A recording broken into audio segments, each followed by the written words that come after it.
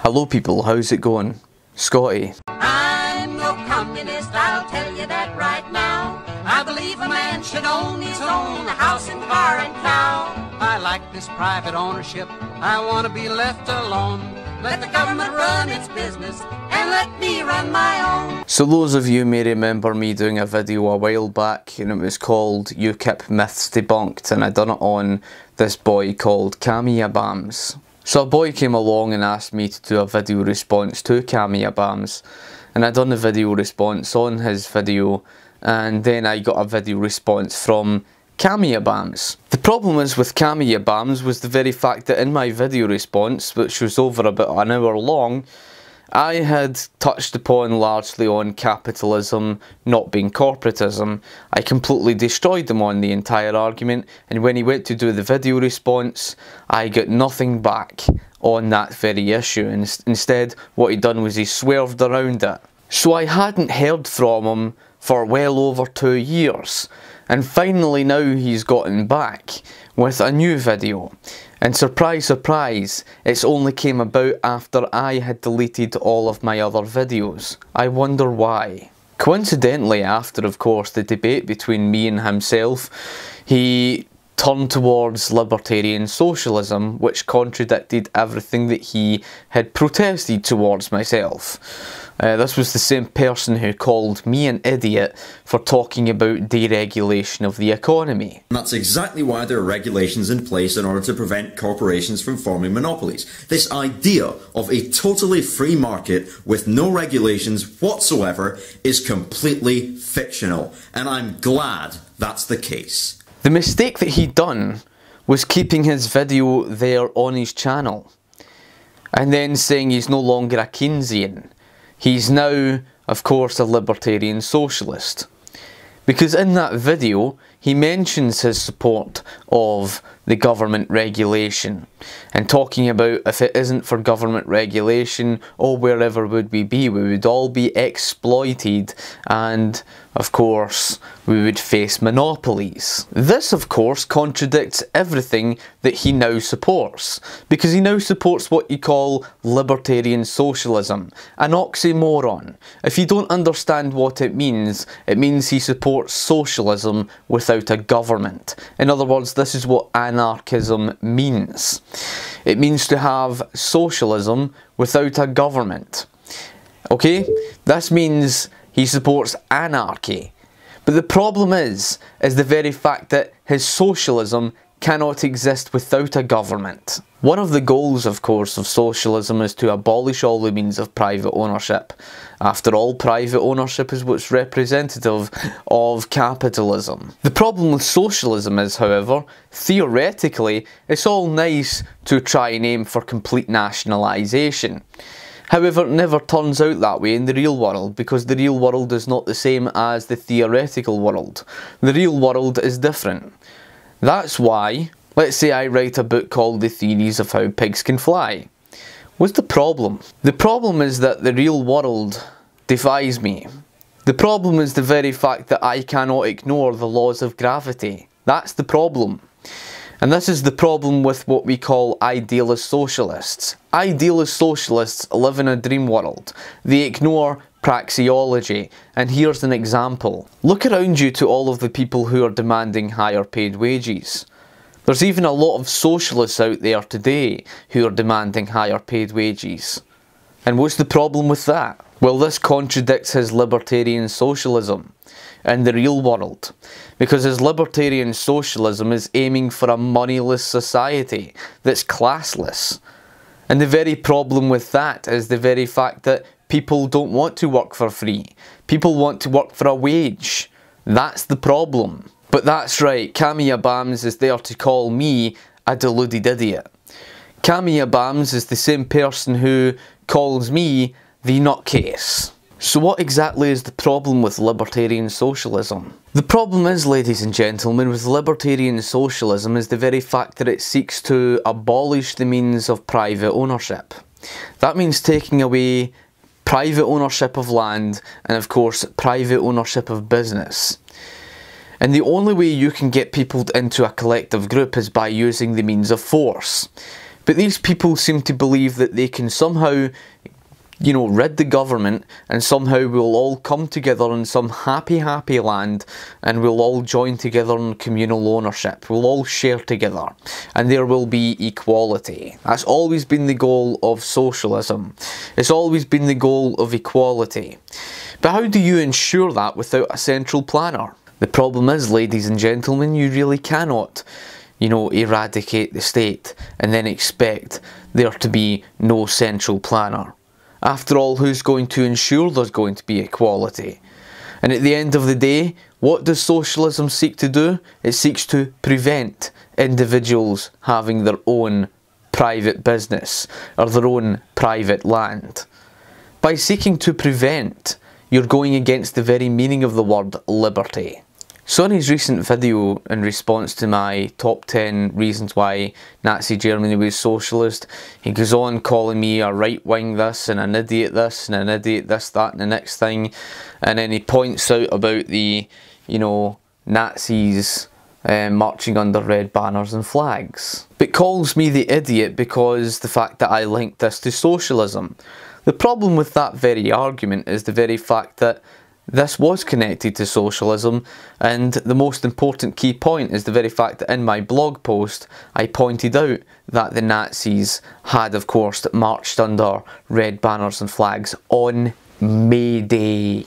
Why is it important to point out about May Day? Well, May Day has been around since, of course, the days of the Roman Empire, but of course in recent times, from the 1800s onwards, the socialists had made it more or less a day of their own.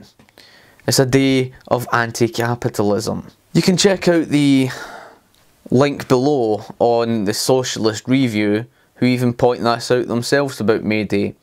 And you can go and check out sources for yourself on May Day and learn all about May Day. Why? Because that's exactly what the Nazis had marched under. Red banners and flags on May Day. And they didn't do it for nothing. What's most important, however, is the very fact that the word collectivism is synonymous to the word socialism. I've pointed this out numerous times, and I don't really need to point that out again.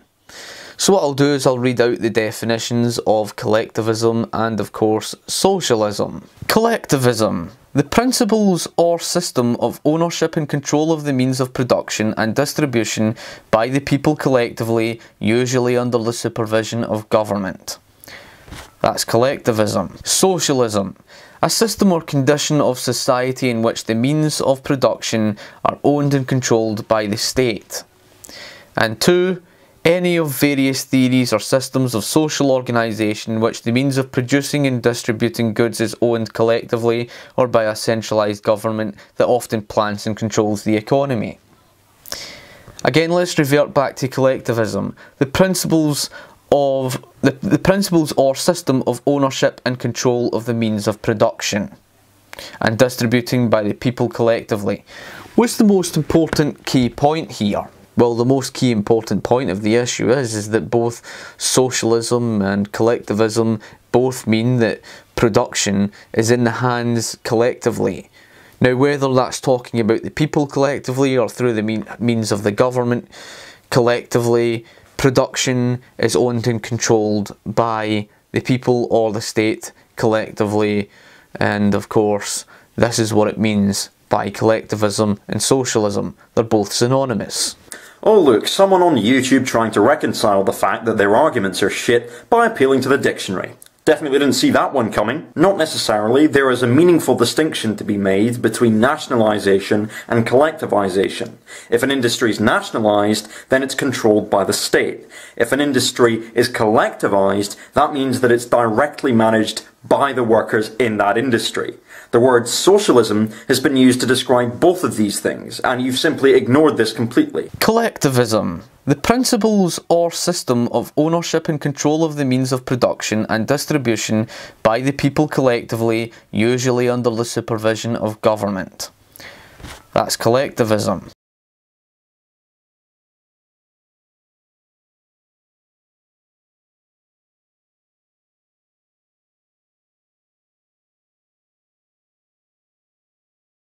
So we'll now read out, of course, on individualism.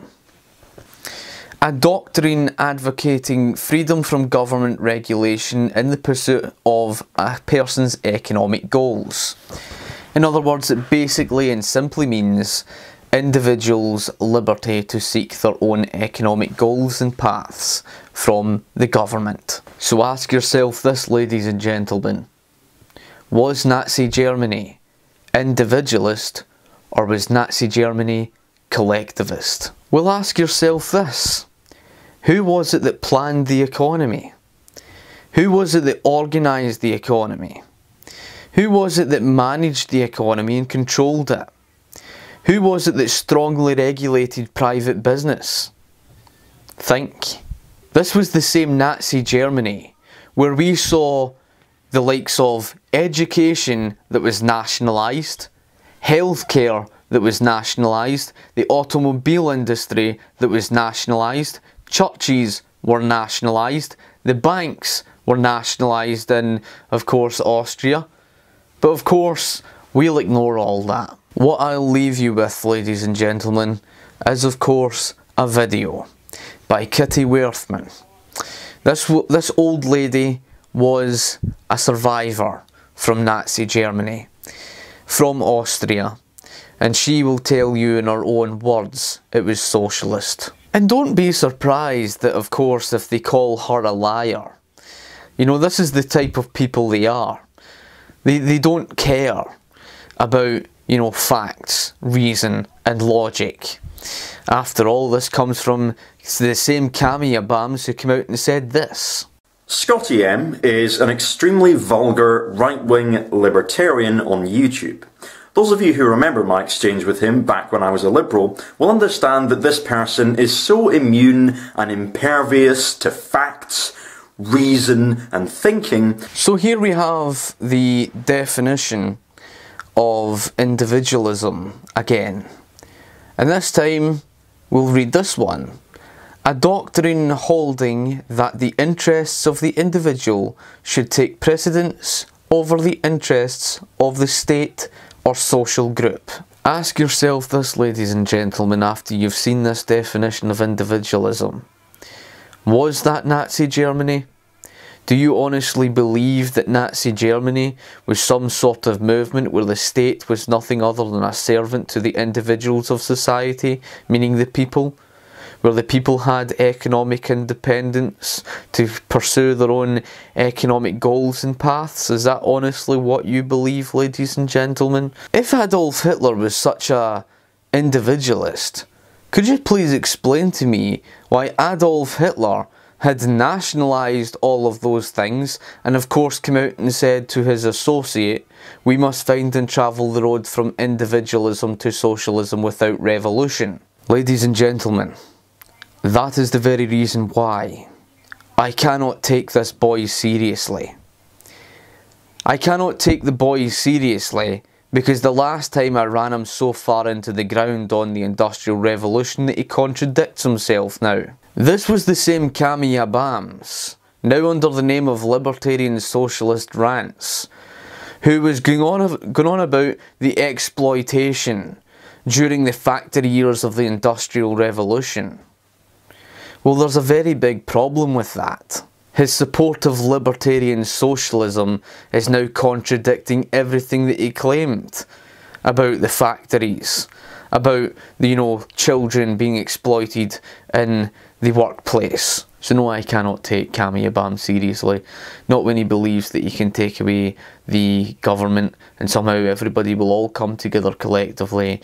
And of course, without the government, no force will ever be used. Despite the fact that socialism's goal is basically to eradicate, you know, individual ownership, to basically abolish all means of private ownership. you know, this is something that these people don't understand. So like I say, people, this is not someone who lives in the real world.